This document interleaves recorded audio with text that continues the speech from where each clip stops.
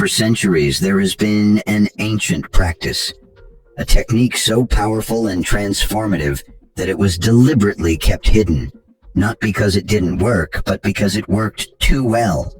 Imagine this, an ancient key lost in the folds of time, capable of opening the most sacred gateway, the memory of your soul. This technique doesn't teach anything new. Instead, it lifts away the veils of what's been forced upon us. The greatest deception wasn't making us ignorant, but convincing us we were something we're not. What if today you remembered your true purpose? What if instead of searching outside, you found a voice inside you that never left? And what if that voice could be awakened by a technique that was once available only to a few initiates, carefully protected from those who would turn it into a tool of control?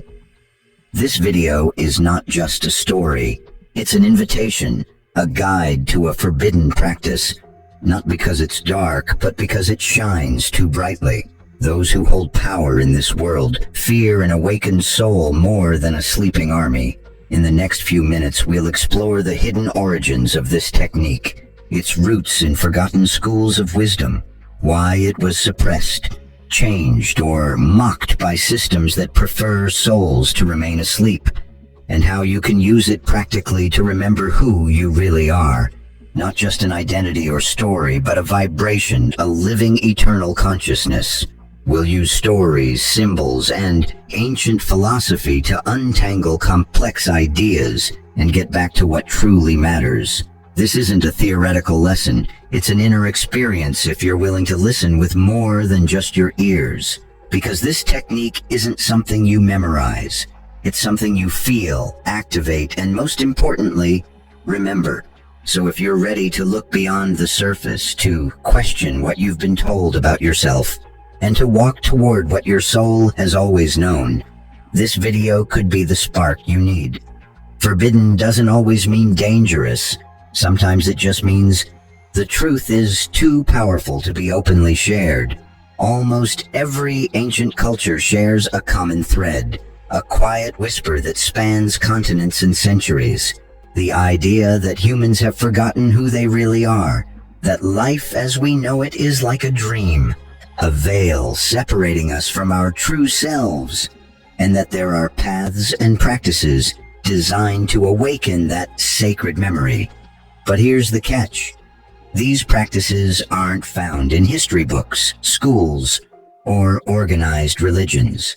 They were hidden, banned, or twisted into superstitions, mocked, and symbolically locked away so no one could tap into their real power. For example, in ancient Egypt, the priests of the houses of life performed secret initiation rituals where newcomers experienced a symbolic death.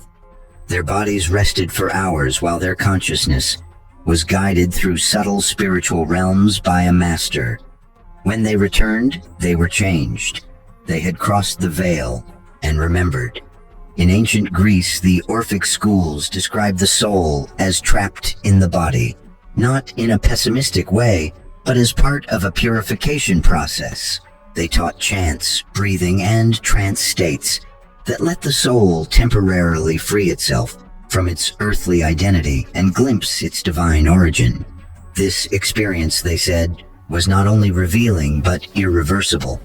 In ancient India, the rishis, or wise seers, taught the concept of smarana, remembering what the soul already knows. To them, spiritual ignorance wasn't about lacking information, but about being disconnected. The way back wasn't about collecting more knowledge, but about unlearning, detaching internally, practicing silence and aligning vibrations to bring consciousness back to its original state. Across all these examples, the essence of the technique was the same, even if the forms differed. It wasn't about learning something from outside. It was about reconnecting with the spiritual memory deep inside.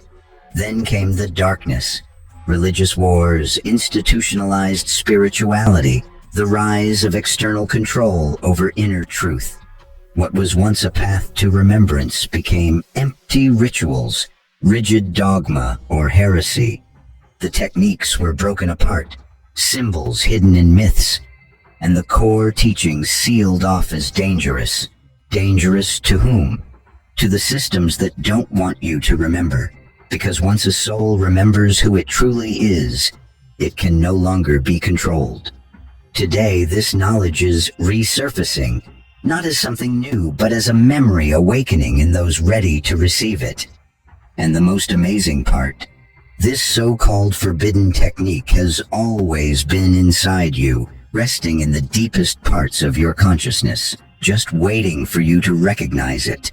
To understand the power of this forbidden technique, we first need to rethink something. The soul doesn't need to learn who it is. It needs to remember. And that memory doesn't come from thinking, but from a vibration, a specific frequency. When that frequency activates inside you, all that's false starts to fall away, and all that's true shines forth like a quiet light. But how do you reach that frequency? The forbidden technique isn't a set of words or an external ritual. It's an internal process, a series of steps aligning your body, mind, energy, and consciousness, until, through resonance, your soul's memory appears, not as an idea, but as a living experience. Imagine your soul as a perfect melody, but it's covered by layers of noise, interference, outside beliefs, past traumas, and conditioning. This technique works like a tuner. It doesn't add anything new, it simply removes what blocks the sound, polishes, and brings everything into harmony. As it does this, that original melody starts to play again. This technique has 3 main phases, and while they don't happen in a strict order, they're all essential. First is the deprogramming of the false self. This is the toughest and first step. It means identifying the voices inside you that aren't really yours. Thoughts you accepted without questioning. Masks you wear without realizing. You observe deeply. What are you thinking? What do you want? What are you afraid of? And ask yourself, is this really mine, or was it put on me by someone else? This technique teaches you to clear out old mental habits, not by fighting them, but by seeing clearly. What wasn't built from your true self can be taken apart by your true self once you become aware. Second is activating your inner sense. When the noise starts to fade, something you've always had but rarely noticed begins to show itself. This inner sense isn't logical or emotional, it's direct perception. You don't force it awake, you tune into it. The technique helps you awaken this sense using mindful breathing, silent rituals, being fully present in your body, and visualizing symbols. One important idea here is that what you imagine with focus and devotion, your soul accepts as real. This imagination isn't fantasy, it's a bridge. The symbols used, like an inner flame, a heart's lotus, or a soul's mirror, aren't made up. They're universal images that bring ancient memories to life. When used right, they don't create ideas but awaken inner visions, experiences, and reconnections. Third is resonance with your true name. Deep spiritual traditions talk about the soul's hidden name, not a word spoken aloud, but a unique vibration. This technique teaches that every being has a sacred frequency. When you call it correctly, not with words but by embodying a certain state, you instantly recognize it. It's like a door closed for centuries suddenly opening. You don't remember with your mind, but with your vibration. You feel a powerful certainty. This is me. I've always been this way. I just forgot. This process doesn't happen overnight. It requires dedication, honesty, and commitment. But once it starts, something irreversible happens. Part of you begins to watch from a deeper, calmer, and more real place. That's when the true journey begins. As the technique takes effect and the layers of false self weaken while your inner vibration clears, something beyond words happens. Your soul remembers without thinking. It's like a light turning on in a room you've always had, but never explored. What appears are not ideas, but presences. parts of you waiting to be seen. The you who loves unconditionally, trusts without fear, and knows without needing to learn. At this stage, awakening becomes real and tangible. The soul starts recognizing its origins. But there's a quiet warning. Not everything you discover is light. When you remember who you are, you also recall who you're not. Mistakes, unfinished choices, and unhealed wounds come up. This is a vital part of the process. Not punishment, but freedom. You can't embrace your whole soul without facing your shadow too. When practiced well, this technique reveals not just your light, but also what you've hidden, even from yourself. That's why many traditions say this practice is dangerous for beginners, because facing your soul honestly takes spiritual maturity, not measured by years, but by your willingness to face the truth. At this point, those who practice deeply often enter what can be called a conscious trance. This isn't the trance psychology talks about, losing yourself or hypnotic states. It's an expanded awareness. The soul takes charge of what you perceive. You sense your body but also notice your surroundings from a slight distance. You think, but thought no longer controls you. It's like your consciousness steps back just a bit from your ego. From this quiet place, everything gains new meaning. Emotions become clearer. Perception widens, time feels loose.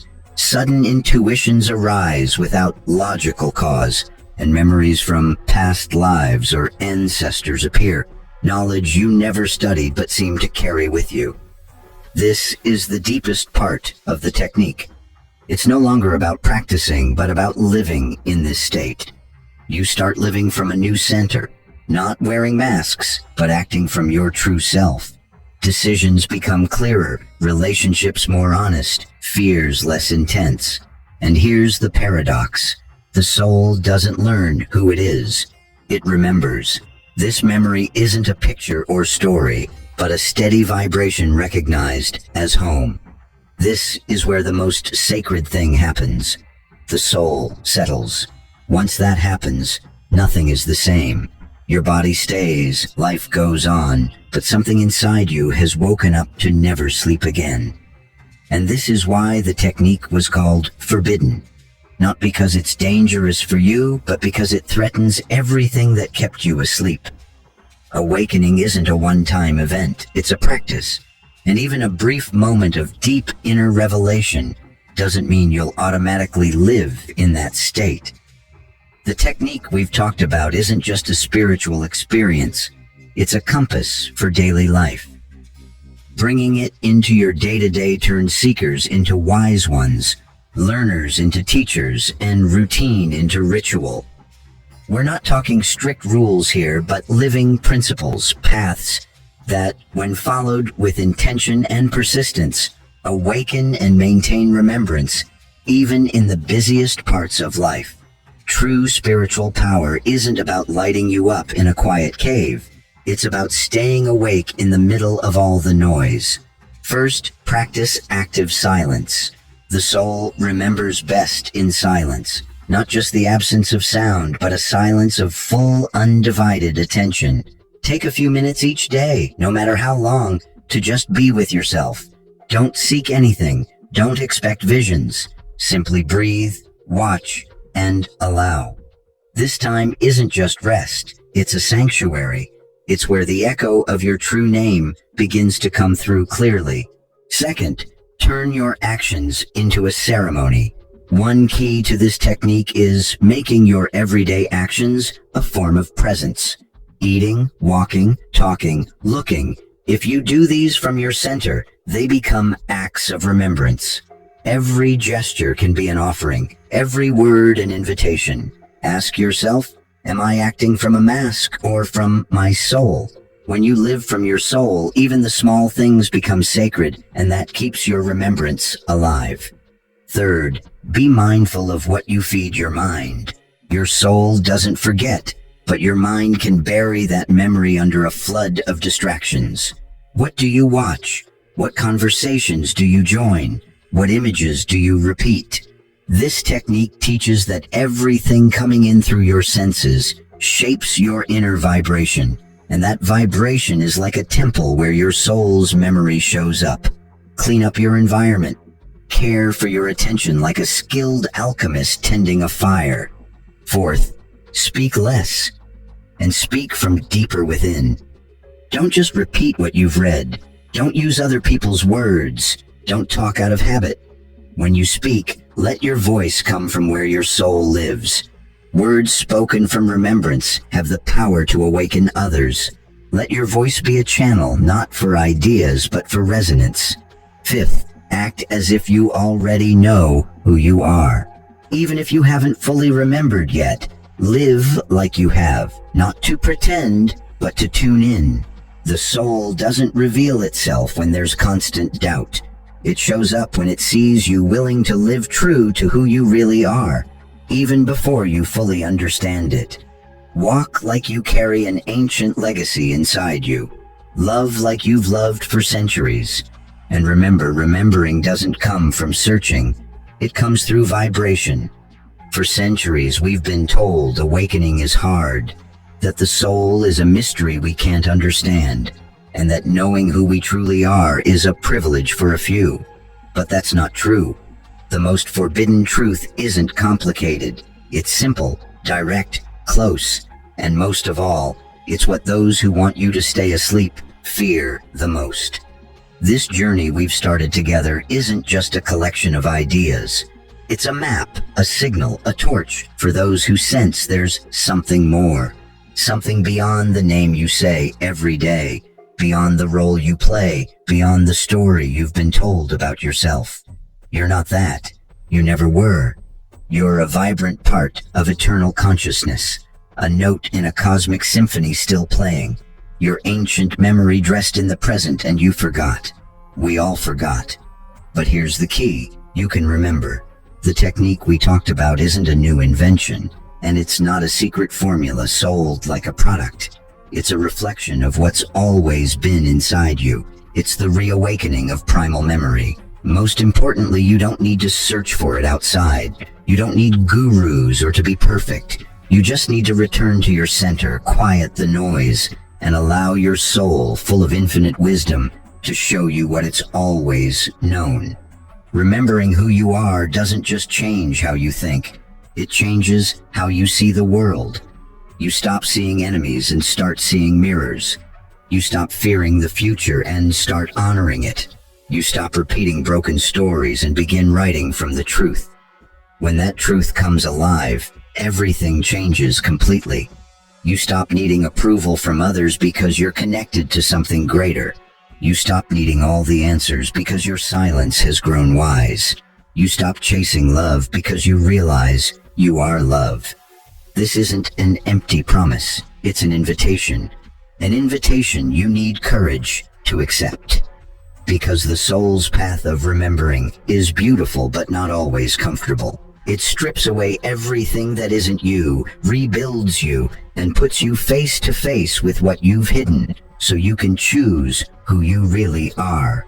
If this message touches you, if something inside you stirs, if a part of you says, "Yes, this is for me," don't let your mind snuff out that spark. Subscribe to this channel. If this video reached your core, hit like. Share it with anyone who needs to remember, because there's no revolution greater than an awakened soul. If you do, others will follow. And without violence, dogma, or forced religion, the world will begin to change from the inside, from the place where everything started, from remembrance. You're not here to learn, you're here to remember, and that remembering has already begun.